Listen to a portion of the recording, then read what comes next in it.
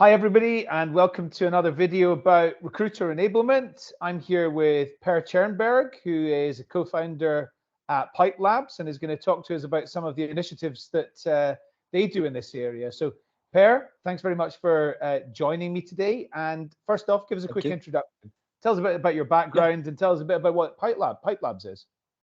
Of course. So I've been doing TA recruitment for close to 15 years now. Time flies too fast.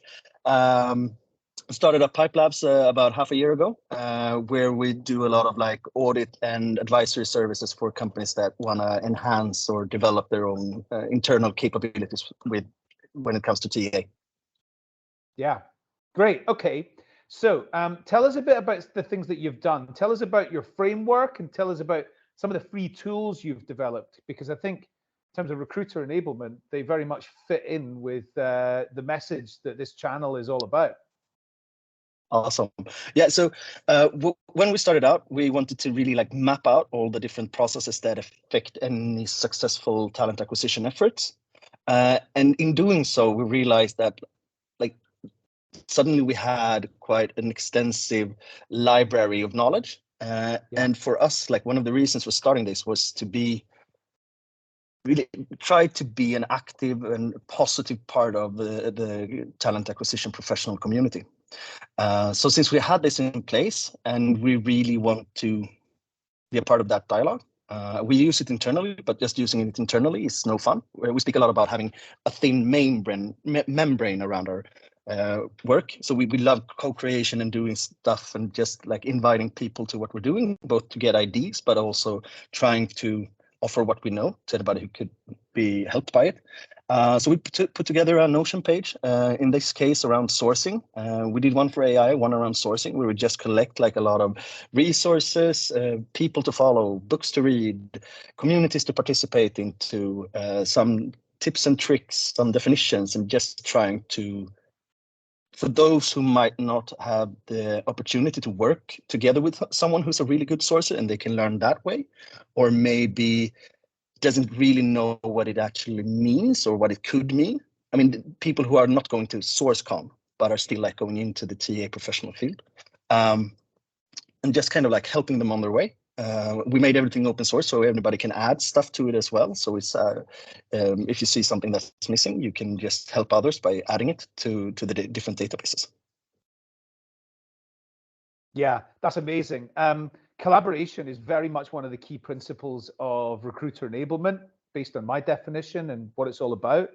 And so the fact that you've made that open source so everybody can add to it, because let's face it, like all of our combined knowledge today is not as good as all of our combined knowledge tomorrow and the next day and the next day. So it's a living, breathing resource, right? Is that that's what it's all about? Yeah, that's what we try to create. Yeah, because as you said, I believe that the only long-term sustainable strategy is try to learn quicker than the pace of change, and that's impossible to do on your own. Like even with a big team, it happens too much too quickly, and the pace of change is like constant. So doing it more in a community base makes a lot of sense for us. Trying to get as many as possibly involved into that process, adding their own knowledge, because that can help everybody. Yeah, absolutely. Well, has uptake been mainly from people in smaller organizations or a real mixture?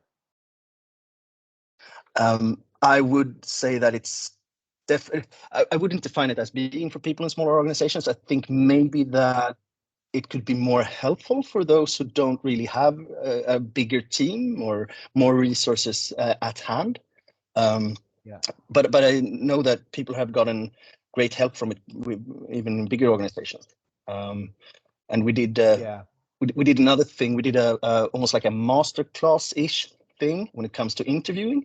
So I was interviewed for my own role by a guy called Alex Tidgård, who's a brilliant interviewer. So then we did the interview. We recorded everything, and then he goes back watching the interview himself and giving pointers, like trying to teach us better interviewing skills. Because the same thinking there, like if you're not able to sit next to a really great interviewer, it's quite hard to learn to be great at interviewing. And within a lot of organizations, you don't have that possibility. So then we just did it's an hour long, but it's quite helpful, and just put it out there because trying to be a positive force. That's all it's about. Yeah. Tell us about your framework, because that's another thing. Pipelining, selection, and control. I think that's the three sort of core areas of it. Again, you've made this information available to people to just go and kind of make use of, right? So how does that work? Yeah. So when we started the company, we wanted to make sure that, at least on our end, that we had some sort of idea of the different things that affects successful talent acquisition. So we just started writing down everything that we know affects it. And then we realized that nobody wants to have 30 processes pushed over on their side of the table. So we try to aggregate it into 3 phases. So it's pipelining, which is all about how you engage relevant candidates. Selection, which is all about selecting the right hire. And then control, which is like every processes that makes cost and process control over the other 2 possible. And then inside that, we have everything from like pipelining. It can be talent intelligence or sourcing or branding or recruitment marketing, or you name it. There's a lot of them. Within selection, it's interviewing, assessment, how do you use tests, bias awareness, everything that's about selecting the right person in that situation.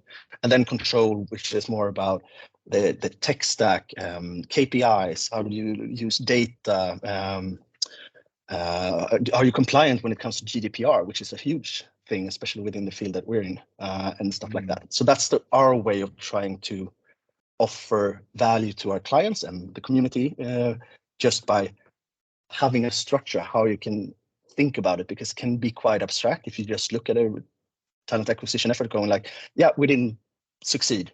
Why? We don't have enough candidates. Okay, why? So you kind of like start breaking it down, because that's when it start making more sense, where you can like compare and contrast and looking at the different things that affects the 3 main areas. Absolutely. Okay. Well, thanks for taking the time to talk to me about some of this, Per. What are the types of people that you would want to hear from? Like, who's watching this video and you would like to hear from them, and how should they make contact with you? Firstly, thank you for having me. Always love talking about these things. Either get involved by just using the resources, adding to them if you want to. I'm sure there can be links somewhere. Or if you want to be involved in co-creating a new space, like within talent intelligence or recruitment marketing or whatever. We did the sourcing hub together with Diana Mendes out of Germany, and we love co-creating. So reach out. LinkedIn is possibly the easiest way to get a hold of me these days. Great. Okay. Well, thanks very much for taking the time. See you soon. Thank you. Bye.